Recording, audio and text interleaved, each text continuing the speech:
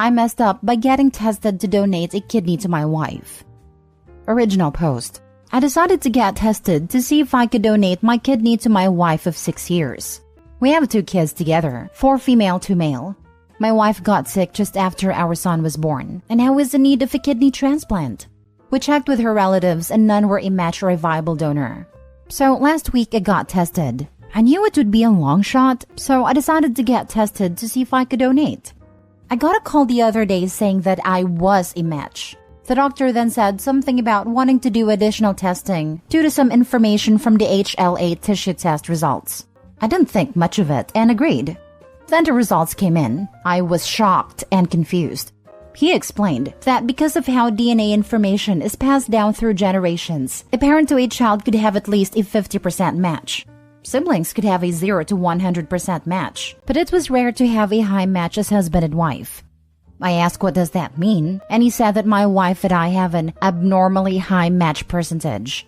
Long story short, we're related. No, I'm not kidding.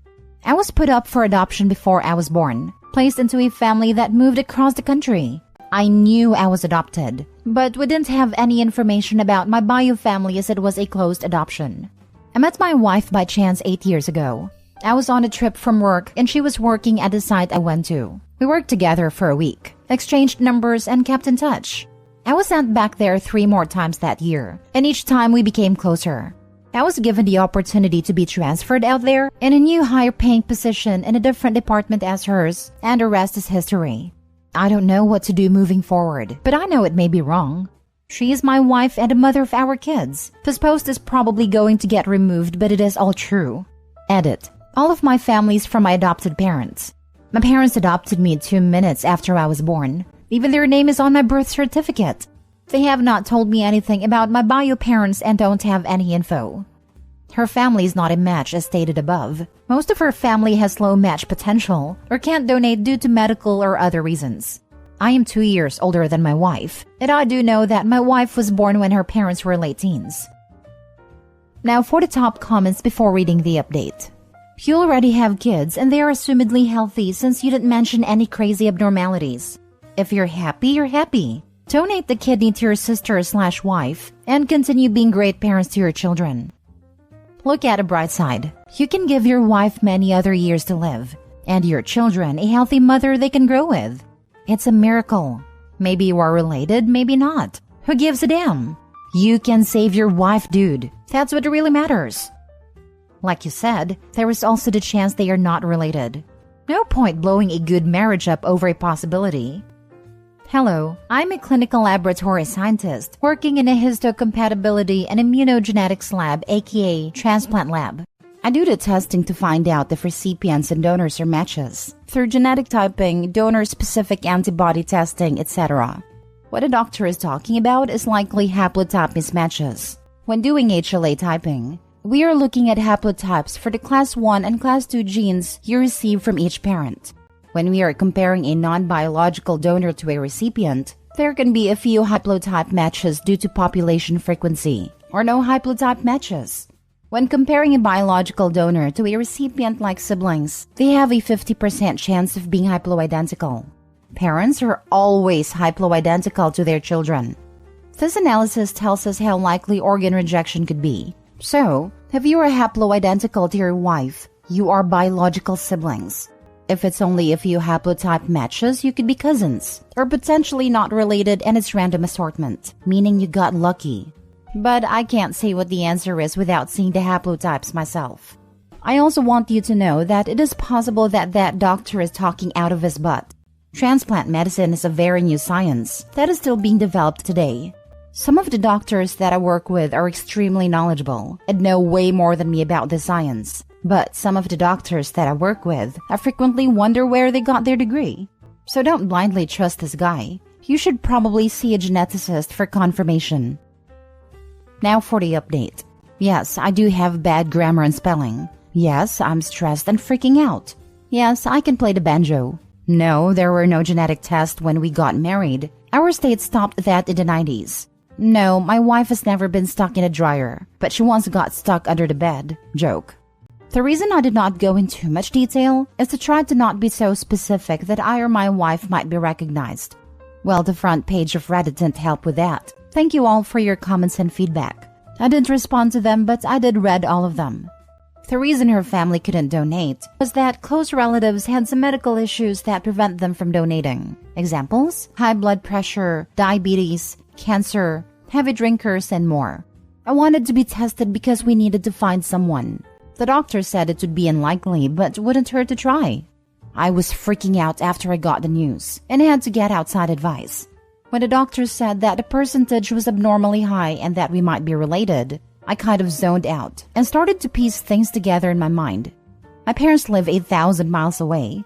They met my in-laws a few times, once at my wedding and when both my children were born. My children are fine. My daughter is incredibly smart for her age. My son is handful and healthy. The way my adoption worked was when my bio mom gave birth to me, I was checked out and put in a different room. I was there, but don't know how it officially worked. From what my parents explained, they were in that room waiting. They never met my bio mom in person. My bio mom only had a profile and picked them out of many candidates. I called my parents and told them that I needed to know everything they knew about my bio mom. They told me that they had limited knowledge. They said she was a single mom that was 16 years old and a father was not in the picture. Also, that I was born in a hospital 1 hour from where my wife was born. Like I said, limited knowledge. Growing up, I didn't want to find out about my bio parents. To me, my parents were always my parents. I knew I was adopted and that it was a closed adoption. I figure it wouldn't matter long term. I'm not going to do an additional at-home DNA test through any of the traditional testing sites like 23 or Ancestry due to personal reasons, like the possibility of the family finding out. The doctor said all of this to only me, not with my wife present. Some of the additional tests were done through the doctor, which was the CM test. I'm not an expert on DNA testing. They said it was like a 1900 plus CM match. This basically confirms one of my bio parents is one of hers. It can also mean first cousins or aunt/uncle, but I'm guessing her dad. When my kids were born, my parents brought photos of me as a baby and commented that I and my son looked a lot like my wife's dad. My son was easily explainable, but all three of us are a different story. I'm not going to bring this up ever. I might look at my father-in-law differently, but nothing will hopefully change. I am donating my kidney to my wife. We have started the full process. That takes time and a lot of preparation, but I do plan on talking to my wife after the surgery and after recovery. We will decide what to do with our kids, if we are going to get them tested or ever tell them. No, I will not be leaving my wife. I love and will always be there for her. I made vows, and I will keep them. I love her more than I would a half-sister. Edited to Ed. I do plan on telling her after the surgery. She's not doing well, and I think this will be even harder for her. I would rather her know that I love her as a husband, rather than flip her world upside down right before a life-changing and dangerous surgery, if something were to happen. Telling our kids is not a decision I'm going to make on my own. It will be a joint thing after my wife knows. You're a good husband and father. And brother. Too soon, man. Too soon. You're doing a good thing. Despite what you know now, your priority is to the person you love. You had no idea how genetically close you were until this moment, and your wife needs help. It will be a huge shock to her, and maybe the best thing to do would be to tell your kids when they are mature enough to take the information seriously. Obviously, that's something you and your wife will have to talk about. If I had found this out about me and my other half, we have an 18-year-old daughter together. It would not change how I feel about them, but I would definitely not have any more kids in case complications arose. I hope that the transplant is a success, and that you both enjoy a lot more time together. Best comment I have read on this or the previous one. I can't get what fun people are finding in a critical situation that's out of everybody's hands. I totally feel for OP, and think he is handling the situation wonderfully. I would view it as a blessing that he is so closely related to his wife, because now he can save her life with his kidney. His children are not degenerate mutants and will, in all likelihood, have healthy kids of their own someday. But if you can't see what's funny about OP's situation, I don't know what to tell you. It's a ridiculous situation. There are tons of great jokes in these threads, but OP seems to be being a good sport about it all. Anthropology background here. This isn't as big of a deal as you think. In general, there isn't a huge genetic danger for first cousins marrying. In some cultures, cousin marriage isn't even taboo. The genetic difference for half-siblings is similar. Oh, don't get me wrong. If enough cousins and other kin keep marrying over and over for generations, like the Habsburgs, then it can be a problem. But the prohibition against these stuff is more taboo than science. The thing is, even if you married your half-sister or cousin, it doesn't matter. You didn't do so on purpose, so there's no moral issue. No one but you knows, so there's no taboo issue. The genetic risk is low and non-existent if there are no dangerously reinforceable genes. And it sounds like you have healthy children. Stop worrying about this. There's nothing to see here. Exactly. Unless it's multiple times in multiple generations, or there's a rare recessive disease, it doesn't really matter. The incest taboo is really about family relationships and power dynamics, no genetics. If you didn't grow up together as part of the same family unit, and you didn't even know about a genetic relationship until after getting together, then the taboo really doesn't apply.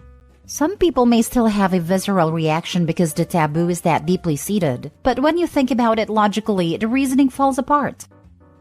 Now, for the last story, I will never make myself vulnerable again. My 23 male broke up with my ex-girlfriend last month over some privacy issues as she circulated my pictures in her girl group. Since then, she's trying to reach me out. I've blocked her from all my contacts and social, but she texts or calls me from her friends or some random numbers and shows up at my house. Today again, she showed up at my house and wanted to be back together again and how she was sorry. I asked her to leave and that we are never getting back together. I don't know what happened. She just snapped and started screaming. Mind you, I live with my parents and we have a big neighborhood, and she was screaming on my front door. She said, "You know what? It's good that you won't be together with me, because who wants to be with a man that can't protect himself from getting assaulted, and you deserve it. Men like you are nothing but P-words, and you deserve to be violated." I never expected this to happen, and I didn't know how to react. She went on a rant, but I don't remember hearing anything because I just went numb. All I know is my parents were rushing for me, and my neighbor aunt helping me to go back in the house. Everything was a blur to me for I don't know what amount of time, and I have panic attacks. I have been assaulted on 2 different occasions. Once when I was probably 13. On a vacation, a middle-aged man started a conversation with me and wanted to know if I was active. He then proceeded to hold my junk, try to kiss me, and wanted me to take to his room, but I managed to get away from there.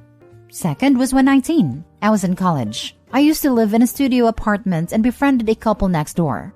Long story short, they drugged me and violated me. I tried to press charges, but the wife threatened to press charges herself on me. And in the country where I am, men have no laws for cases like this and can be charged for it, no questions asked, only on basis of a woman's statement. I still remember when I told some of my friends in my group, and the men congratulated me for the group activity. The women just said that maybe I understood finally what they go through, and they were glad that I won't do the same to any girl since I know how it feels. And they had a laugh about it. Since then, I have avoided talking about it to anyone. My ex-girlfriend was the only one who I told later, and supported me. She helped me heal and open up and talk about it. But today I again realized that it's all an act. All my life I have heard from various people to be a man, suck it up, or never make yourself vulnerable in front of anyone, or men don't cry. Today I finally understand why. This incident is probably going to change me for the best. Something personal to me was shared with everyone against my choice. Since afternoon, a lot of people have come to my home and try and talk to me. Looks of sympathy, telling me it's fine, etc. Meanwhile, my parents are worried and crying because they feel like they failed to protect me. This was the final time I have let anyone come close to me and be vulnerable. Never again. Now for the comments. She's undeserving. To use your trauma to attack you after losing your trust is disgusting. I really hope you can heal from this. Society's so messed up that men getting violated is considered a lucky encounter or circumventing bad actors. Who the heck thinks like that? Sick people, man. Sick. Who thinks like that? Lots of people. Makes me sick. Why don't men open up about their trauma? Man opens up. Women uses that information to re-traumatize him at the moment he is most vulnerable. Why don't men open up about their trauma? 100% dude. Not anywhere as bad as OP, but I've learned to never open up to partners about my childhood if I still want them to be with me. And there has been plenty of posts on here from guys saying the same sort of things. I cried while reading this. I am so sorry, Opie. OMG, I can't believe she did that. I literally just talked about a person like this. Who makes you feel safe talking to them about your vulnerabilities and secrets and upsetting pasts, only to have it in their arsenal to one day use against you when they deem fit? In my case, it was mostly used to take away all the things she saw made me happy and have it for herself. Your case is much more painful, in so many ways, and I'm just crying. I am so sorry. She's a witch, but I'm assuming many have voiced themselves about this already. If anything, this post has made me angry. So angry that I will be much more actively fighting for men's rights in cases like this whenever I can. That couple, that freaking woman, those kinds of people who abuse power are the filth on this planet. The absolute filth. For what it's worth, you are not lesser of a man or anything. You're disgusting POS of an ex said for what happened to you. Anyone can be victim of this. That doesn't make you lesser of a person. The people who are the lesser ones are the abusers, offenders, and the people who brush it off / laugh at you for it. Disgusting scum. Friends? You need new friends. Seriously, those aren't friends at all. I hope you're doing a bit better at the moment, OP.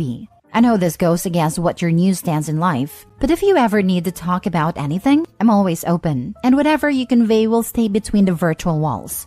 I know trust is low in you right now, but just putting the offer out there.